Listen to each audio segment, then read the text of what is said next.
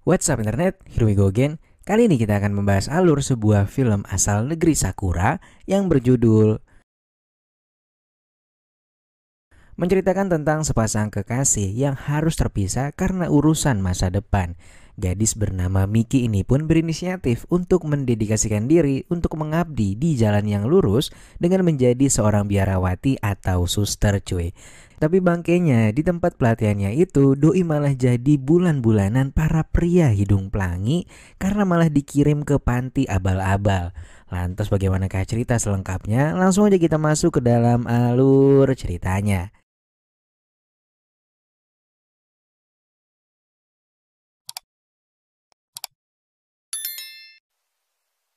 Film dimulai dengan menampilkan seorang gadis cantik bernama Miki yang baru saja tiba di stasiun tujuannya. Ia lantas melanjutkan perjalanan menuju sebuah daerah yang cukup terpencil di mana terdapat sebuah pulau indah yang memiliki kastil-kastil klasik tempat bermukimnya para suster di negeri Sakura tersebut. Dan yap, doi ceritanya mau tobat gitu cuy dan memilih jalur menjadi seorang suster. Namun ketika Miki sampai di sebuah jembatan gantung yang menuju ke kastil, Miki sebenarnya masih ragu nih dengan keputusannya yang tiba-tiba memilih menjadi seorang suster.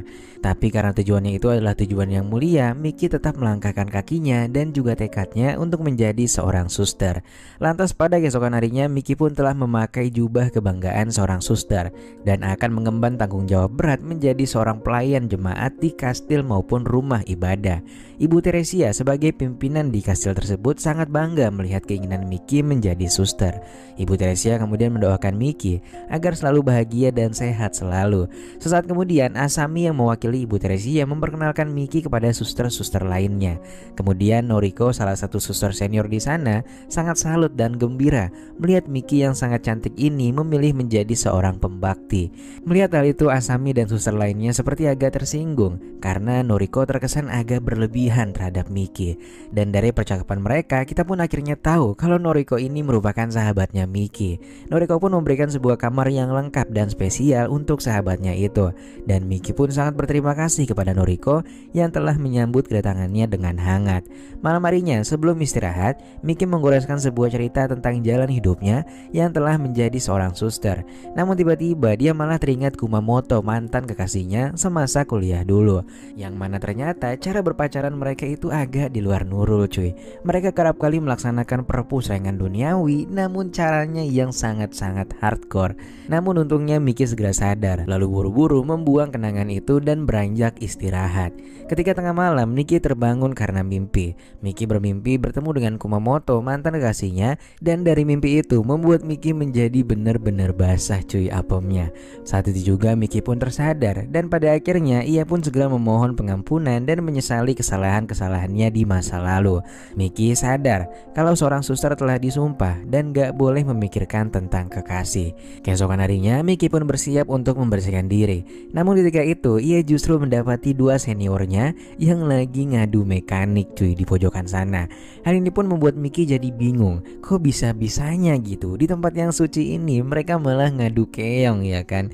Lantas setelah beres, Ibu Teresia memberikan ujian pertama kepada Miki yang mana ia akan mengirimkannya ke sebuah panti sosial. Dan tanpa berlama-lama Asami pun langsung mengajak Miki meluncur ke panti tersebut. Mereka pun ditemani seorang driver. Dan ketika di perjalanan Miki kemudian merasakan firasat buruk. Namun Miki memilih untuk menghiraukannya dan tetap tenang dan berharap itu hanya firasat buruknya saja.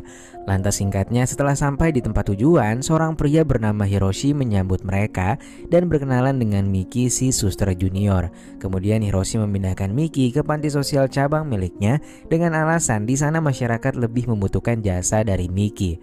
Malam itu juga mereka pun bergegas ke sana yang mana kebetulan lokasinya berada di pinggir pantai. Mereka pun lantas melanjutkan perjalanan dengan berjalan kaki. Nah, ketika Miki akan menyeberang ke jembatan, ternyata Kumamoto, mantan kekasihnya Miki, berada di sana dan bekerja sebagai pengamanan terdepan di jembatan itu. Kumamoto pun sangat terkejut setelah melihat Miki kembali karena memang dia telah lama mencari keberadaan Miki. Kemudian Miki pun meminta maaf kalau dia telah memutuskan menjadi suster.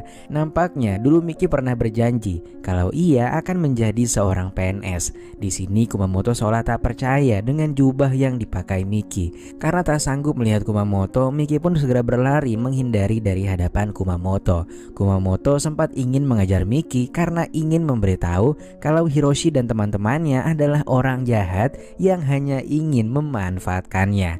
Namun Miki terus berlari dan menghiraukan apa yang dikatakan Kumamoto. Setelah itu Miki langsung berdoa, melakukan permintaan maaf atas segala perbuatan buruknya. Dan ketika Miki sedang berdoa, Asami justru memodifikasi minuman Miki dan merencanakan sesuatu untuknya. Setelah beres berdoa, Asami seniornya menyodorkan Miki minuman. Asami seolah prihatin dengan kemelut yang dialami oleh Miki. Tanpa prasangka apapun, Miki pun langsung meminumnya. Dan sesaat kemudian ia pun segera tertidur. Keesokan harinya, Miki dan Asami terlihat sedang bersepeda mengelilingi desa. Namun entah karena apa, Miki justru kesasar dan melewati seorang warlock.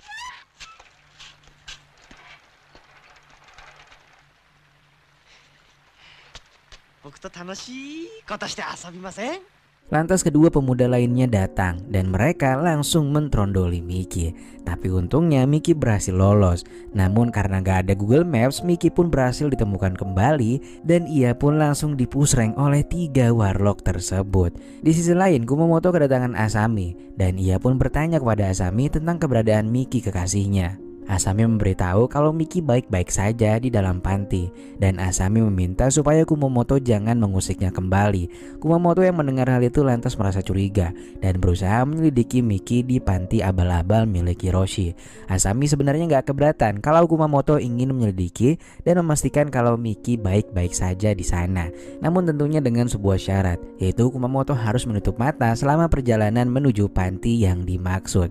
Singkat cerita, Kumamoto pun sampai di panti milik Hiroshi dan saat itu dia pun langsung dibuat kaget karena melalui jendela kedap suara ternyata Miki sedang dipusreng oleh 3 pemuda yang sama saat dia kesasar tadi.